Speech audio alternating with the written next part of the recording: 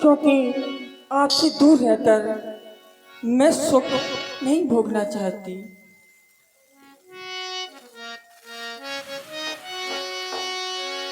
बनवासिया इतना बता सजना,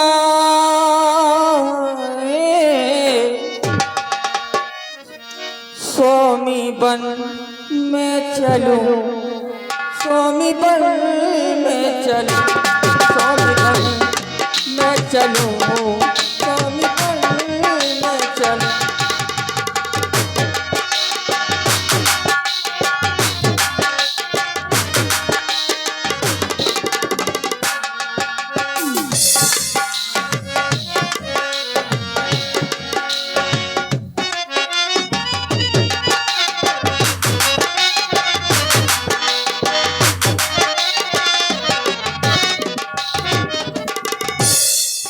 बनवासिया इतना बता सजना, स्वामी बन, स्वामी बन, स्वामी बन मैं चलूं, स्वामी बन मैं चलूं, स्वामी बन मैं चलूं, स्वामी बन मैं चलूं।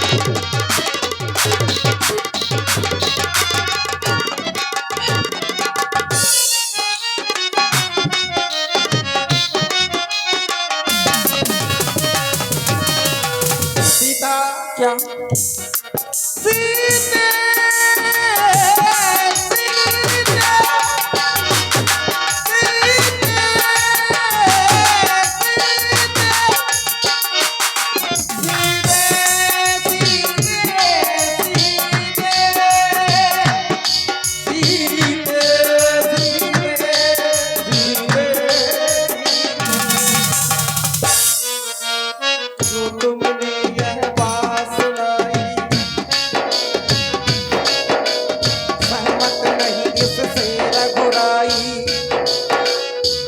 तुमने यह बात सुनाई, सहमत नहीं इससे रघुराई। क्यों मेरी जान की हो, मेरी जान की इतना कहूँ तुमसे,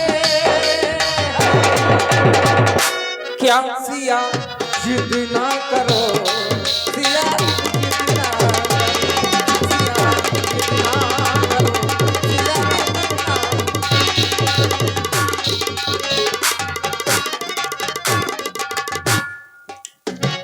ना, आप ये भली भांति जानते हैं कि सीता आपको छोड़कर अयोध्या नहीं जा सकती। चरणों के बिन स्वामी जी ना सकूंगी,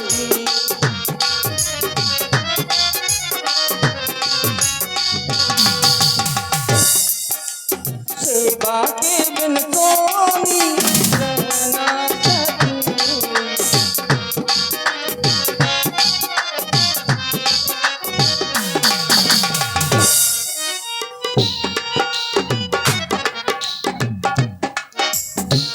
और मैं यही चाहती हूँ कि मैं आपके साथ ही रहूं। सीता चरणों के बिन स्वामी जी ना सकूंगी, सेवा के बिन स्वामी रहना सकूंगी।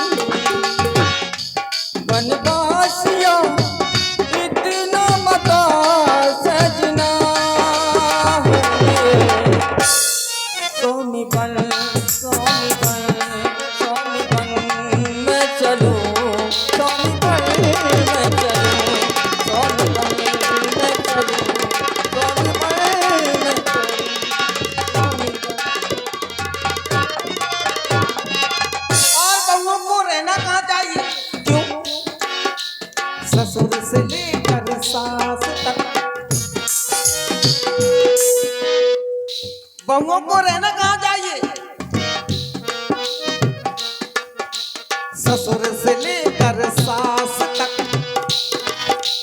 सास की अंतिम सांस तक, ये बहुओं का उत्तरदायित्व बनता है।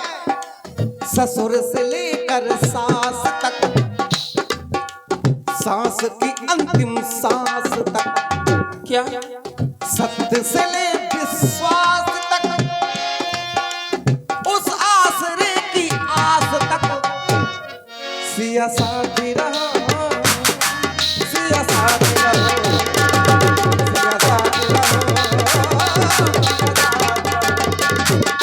सिया साथी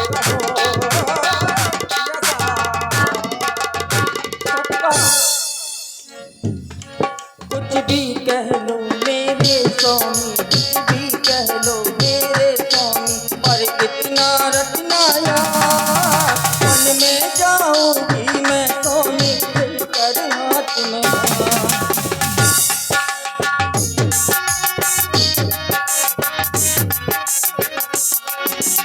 सुबह से लेकर शाम तक, शाम से लेकर रात तक, सुबह से लेकर शाम तक, शाम से लेकर रात तक, रात से लेकर सुबह तक, सुबह से फिर शाम तक, मैं साथ चलूं, मैं साथ रहूं,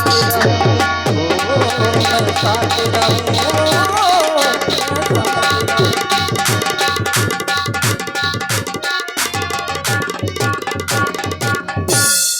मंत्री शिवमंदिर जी के समक्ष अपनी हृदय की बात कहो। अवश्य।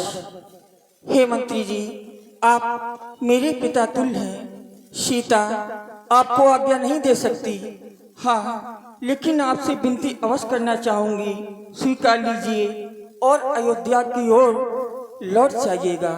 मंत्री सोने की चमक कभी।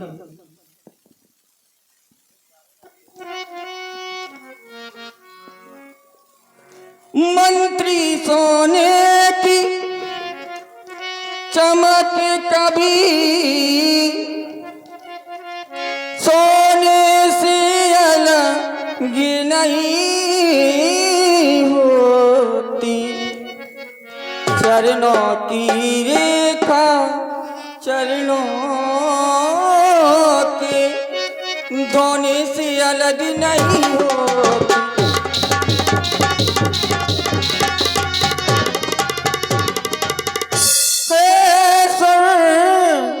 पुरी सी अवधपुरी पर मुझे न ललचा सकती,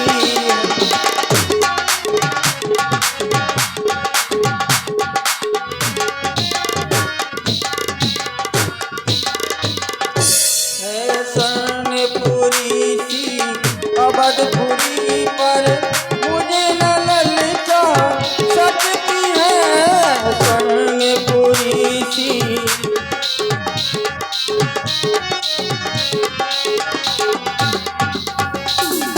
हंसिनी मान सर को सजकर, हंसिनी मान सर को सजकर, अनियत नहीं जा सकती।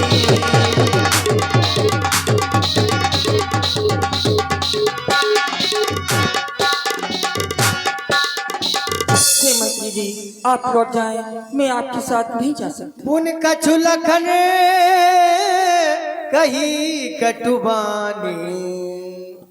तो ये है अयोध्या की नीति। हर किसी राज्य की विशेषताएं होती हैं, हर किसी राज्य में नियम बनाए जाते हैं, जिसे हम साधारणतः उसे राजनीति कह देते हैं। यदि उन नियमों का पालन ना हो, नियम ना पाले जाएं, तो उसे राजनीति नहीं, उसे कूटनीति कहते हैं। ठीक ऐसा ही अयोध्या में हुआ। अयोध्या में मैंने एक सिद्धांत को देखा था, रघुवंशियों का सिद्धांत था, रकुल रीत सदा चली आई, प्राण जाए वर वचन न जाई। भले ही प्राण चले जाएं, लेकिन वचनों का पालन रघुवंशी हमेशा करते थे और करते रहेंगे, ऐसा सुनने को प्राप्त होता था। लेकिन आज बड़ा आश्चर्य हो रहा, क्या वो रघुवंशियों का वचन नहीं है जो संपूर्ण अयोध्या में घोषणा करवा दी गई, प्रातः काल राम को अयोध्या का राजा बनाया जाएगा? कोई बात नहीं। दूसरी ओर मैंने अपने कुल की ओर देखा, अपने कुल की परंपरा की ओर देखा। तो हमारे कुल की भी एक मर्यादा है। ज्येष्ठ स्वामी सेवक लघु भाई, यह दिनकर कुल रीत सुहाई। हमारे वंश में जो जेठा होता है वो राजा बनने का अधिकारी होता है। उल्टा हो गया, जो छोटा है उसे राजा बना दिया गया, जो जेठा है उसे वनवासी बना दिया गया। ये है रघुकुल की रीति, ये है अयोध्या की राजनीति। लेकिन वन प्रखंड में राजनीति नहीं, हमें कूटनीति प्राप्त हो गई है। मंत्री जी आए, आकर के निवेदन करने लगे, अयोध्या वापस लौट चलो। हमारे प्रभु ने धर्म चर्चा प्रस्तुत कर मंत्री जी को चुप कर दिया। मंत्री जी ने दूसरा निवेदन किया कि वैदेही बेटी को ही वापस कर दो, कौशल राज को कुछ आधार प्राप्त हो जाएगा। मैया जानकी ने सुंदर पतिव्रत धर्म चर्चित किया। मंत्री जी चुप हो गए। मैं विचार कर रहा था कि ये हमारे अयोध्या के सुयोग्य मंत्री हैं। हमारे यहाँ एक दो मंत्री नहीं, 8 मंत्री दल है, 8 मंत्रियों का समूह है। और उन 8 मंत्रियों में सर्वश्रेष्ठ मंत्री पद को शोभायमान करने वाले हमारे पिता तुल्य श्री सुमंत जी महाराज हैं। इनके विषय में बताया जाता है कि ये दूसरों को सही सलाह देते हैं, ये दूसरों को सही मंत्रणा देते हैं, अपने विचारों से परिचित कराते हैं। लेकिन आज इनके विचारों को भी मैंने देख लिया है। तो मैं विचार कर रहा था कि प्रभु ने निवेदन स्वीकार नहीं किया, मैया जानकी ने पतिव्रत धर्म चर्चित कर दिया। मैं विचार करने लगा कहीं ऐसा ना हो कि ये हमसे भी कहने लगे कि तुम ही अयोध्या वापस लौट चलो। मैं जानता हूँ इस बात को, ये हमसे अयोध्या चलने को नहीं कह सकते। विश्वास, ये हमसे अयोध्या चलने को नहीं कह सकते, लेकिन हम इनसे बिना कहे रह नहीं सकते। तो सुनिए अब सुमंत जी, जहाँ नहीं है न्याय, फिर ऐसे राजा के यहाँ कौन लाग कर जाए। अरे जिस राज्य में न्याय ना हो, अन्याय होने लगा हो, भला ऐसे राज्य में क्या ठाकुर जी वापस जा सकते हैं? कदाप नहीं। हाँ हाँ, मैं जानता हूँ कि प्रभु तो वापस नहीं जाएंगे, लेकिन आप अयोध्या वापस अवश्य जाएंगे। जब आप अयोध्या जा ही रहे हैं तो मेरा एक संदेश आप अयोध्या तक अवश्य ले जाएं। मझली माता कैकेयी एवं पिताश्री के चरणों में मेरा ये संदेश प्रस्तुत करना, कहना माता कैकेयी से घी के दीपक जलवाएं वो, हम दोनों कांटे थे सो निकल चुके, अब भरत से हाथ चलवाएं वो। अरे इतना भी कहना कि क्षमा करें, हम बेटा वो महतारी हैं और जो कृपा उन्होंने हम पर की उसके भी हम आभारी हैं, बहुत बहुत आभारी हैं, बहुत बहुत आभारी हैं। जाए मेरा ये संदेश प्रभु अवश्य। बड़े अनुचित जानी। हे लखनलाल, तुम्हारा ये संदेश मजली माता तक पहुंचा दिया जाएगा। फिर आप कह रहे हो कि सुमंत्र, तुम हमसे कह भी नहीं सकते हो कि अयोध्या चलो। तो हे लखनलाल, हमारे महाराज ने प्रथम में कहा था, लखन राम से आनो फेरी। मेरी लखन से भी कह देना कि घुमा फिरा कर अपने साथ ले आना लक्ष्मण को, मेरी बधू जानकी को। मेरा तो कर्तव्य है, मैं राजा के आपके बंधन में बंधा हूं। जैसा महाराज ने कहा मैंने कह दिया। अब जैसा आप कह रहे हो कि जाकर मेरी मैया से कह देना, अब बस कह दूंगा। ये आपका संदेश मजली माता तक पहुंचा दिया जाएगा। पिता तुल्य मंत्री सुमंत जी, कहो राम। लक्ष्मण के कटु बाक रूपी बाणों ने आपके कोमल वक्ष स्थल पर एक बहुत बड़ा आघात पहुंचाया। कोई बात नहीं राम, लक्ष्मण की ओर से मैं क्षमा चाहता हूँ। नहीं नहीं, इसमें क्षमा मैं क्षमा मांगने वाली चाहता बात नहीं है। मैं क्षमा चाहता हूँ और मुझे विश्वास है कि आप लक्ष्मण को क्षमा भी कर सकते हैं।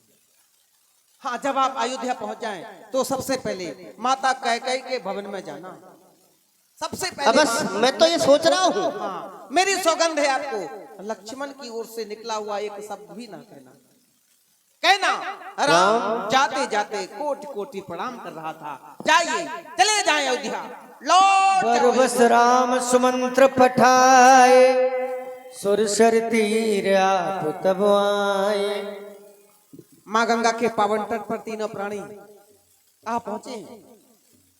माँ गंगा के दर्शन इन नेत्रों में सुलभ हो रहे हैं। एक बार उच्च घोष में जयकारा, गंगे मैया की, गंगे मैया की। हे माता गंगा, मुझे विश्वास है आपकी श्री कृपा द्वारा ये 14 वर्ष की वन यात्रा अवश्य मंगलमयी होगी, अवश्य मंगलमयी होगी। बंधु जाओ, बहुत विलंब भी हो गया है, भैया केवट को खोज कर लो।